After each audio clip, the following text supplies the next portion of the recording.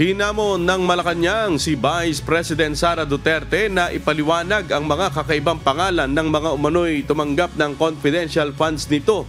Naniniwala ang Malacanang na kaduda-duda ang mga pangalang Amoy Liu, Fernan Amoy at Jog de Asim na umano'y recipients ng confidential funds ng Office of the Vice President.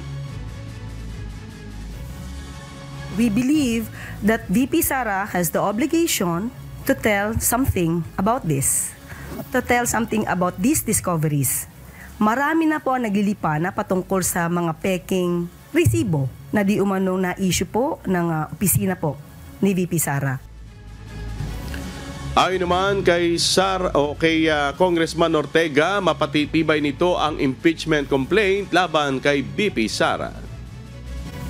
Will strengthen Article 2. Sabi ko nga, meron naman nang nangyari na hearing sa good government. So, mas maganda na sabi ko nga, tuloy-tuloy itong mga to, buhay yung mga issues at napapatunayan po natin na yung mga findings natin during the Committee on Good Government.